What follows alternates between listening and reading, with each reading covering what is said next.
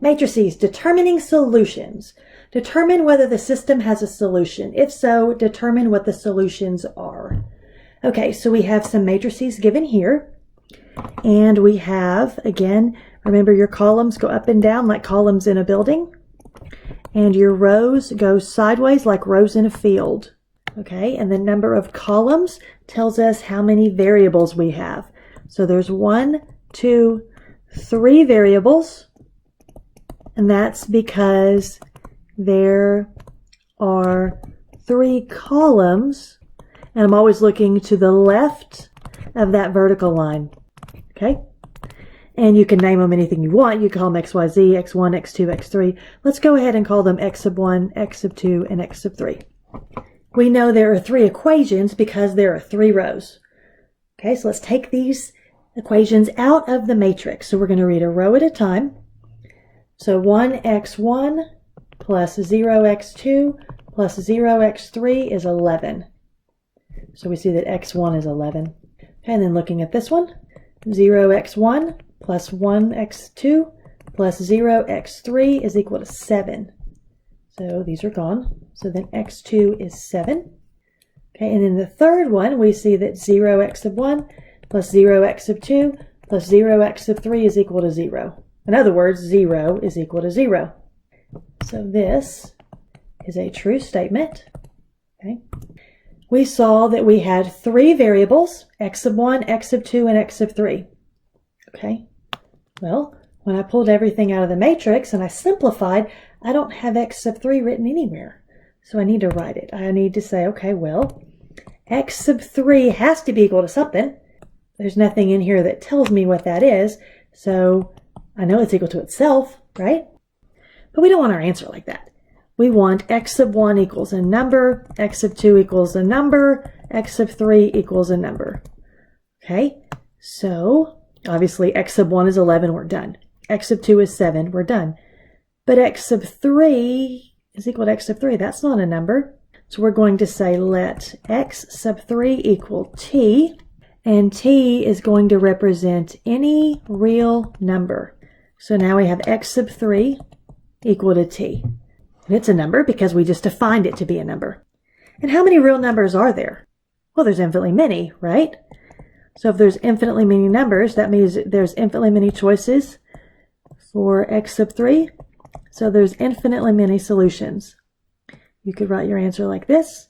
You could also say 11, 7, comma t, where t is any real number. That's another way of writing it as a point. Okay, let's try another one. This one looks similar, doesn't it?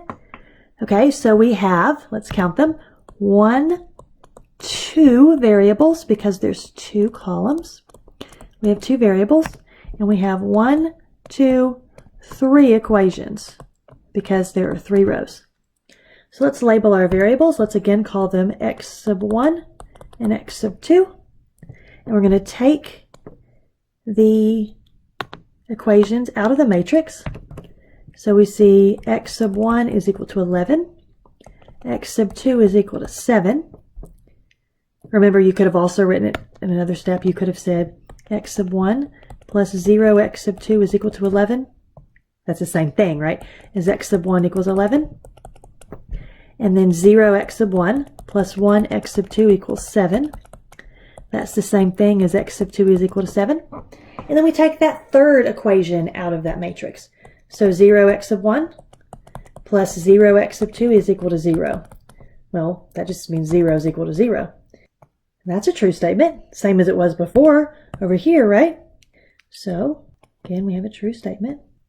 And if you look, these 3 equations that I pulled out of this first matrix are exactly the same as these 3 equations I pulled out of this matrix. So you may be tempted to say the answer is exactly the same thing. It's still infinitely many solutions. And you'd be wrong. Why is it wrong? Well, again, these look very, very, very similar. The difference is this guy right here. I have an additional column in the first matrix. Okay, so every column, remember, tells me how many variables there are. Every column represents a variable. So there's 1, 2, 3 variables in the first example. There's only 2 in this example, and they're both explicitly accounted for. So we see x sub 1 is 11, X sub 2 is 7. There's no X sub 3. There's no other column here, right? So we're done. This is your answer. You could also write it as a point, 11, 7. This has exactly one solution. Okay, so look carefully at those. That's why you always start with counting your columns. Let's try some more. Okay, so looking at this one. How many columns do we have? 1, 2, 3. This means we will have 3 variables. And then we count our rows. And we only have 2 rows, so we're going to have 2 equations. So anytime you have less equations than variables, you lose one of your options. You will have either no solution or you will have infinitely many solutions. You lose the choice of exactly one solution if you have less equations than you have variables.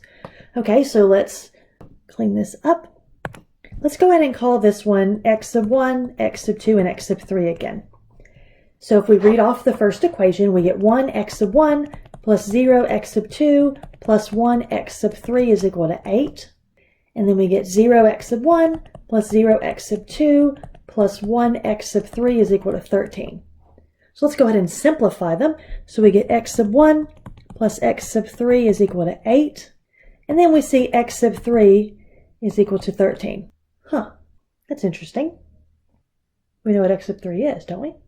Okay, so this matrix right here is not in row reduced echelon form. Remember row reduced echelon form? We want a stair step of 1s, which is great. We have that. But if we have a leading 1, we want that 1 to be in a unit column. So this really should be a 0. Okay, so if you end up with something like this, let's actually clean this up. We would say, well, x sub 3 is 13. So then you could say x sub 1 plus 13 is equal to 8. So x sub 1 is 8 minus 13. X sub 1 is negative 5. So then you'd have x sub 1 is negative 5, and x sub 3 is 13. You're still missing x sub 2, right? We don't know what that is. So even though this is not in row reduced echelon form, we can still find the solutions. Okay, so we don't know what x sub 2 is, but we do know that x sub 2 is equal to itself. Okay, so we still have one variable that is not accounted for. So we're going to write them in order. X sub 1 is negative 5. X sub 3 is 13. So x sub 2, we're going to say that's t, which we're going to say is any real number. So this has infinitely many solutions, even though it wasn't in our row reduced echelon form. Okay, we can get it there though, right? Let's actually do the operation and get it there.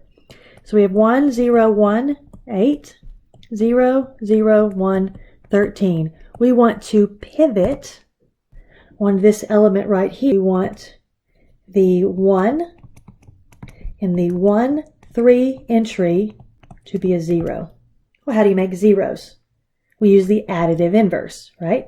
So we take the negative of the number I'm trying to change, so negative 1. We want to change this to a 0. So we multiply by the row that has the leading 1 in it, so negative 1. Row 2, we add that to row 1 and we put the answer in row 1. So negative 1 row 2, 0, 0, negative 1, negative 13. We add that to row 1, 1, 0, 1, 8. This gives us the new row 1, 1, 0, 0, negative 5. So we end up with 1, 0, 0, negative 5, and 0, 0, 1, 13. Now this one is in row reduced echelon form, RREF. You may have seen that.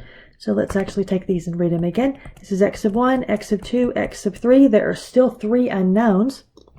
So we see x sub 1 is negative 5. X sub 3 is 13. So it's really easy to see here. Okay, but the problem is I don't know what x sub 2 is. So that's where we say, oh, it's t. So you end up getting the same answer, just a whole lot easier if it's in row reduced echelon form. Okay, let's try another one. So for D, we have 1, 2, 3, 4 variables and 1, 2, 3, 4 equations. So we could have exactly one solution, no solution, or infinitely many solutions. So let's read off our answers. X sub 1 is 0, because notice all these are zeros. I don't have to write the other variables. Then we see X sub 2 is 8, because these are zeros. I don't have to write them. This is the one I'm focusing on. Okay, but I have to be careful on row 3. X sub 3 plus X sub 4 is equal to 5. And then the last row, I see I have 0 equals 0. So remember, I would like x1 equals, x2 equals, x3 equals, and x4 equals. 0 equals 0 is a true statement, so I know no solution is not one of the answers. It's either exactly 1 or infinitely many. But the problem is x sub 1 is some number, x sub 2 is some number, but we have information about x sub 3 and x sub 4 compared to each other, right? So we know it's not going to be exactly one solution either. This one's going to have infinitely many solutions. So x sub 1 is 0 and x sub 2 is 8. Those are easy. So then we look at this equation and you could solve for either one you want. Convention usually means we leave the smaller one, the first one, where it is and move the other.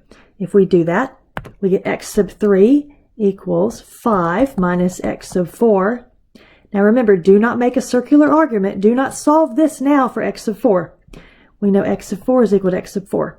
So we are going to let x sub 4 be equal to t, which represents any real number.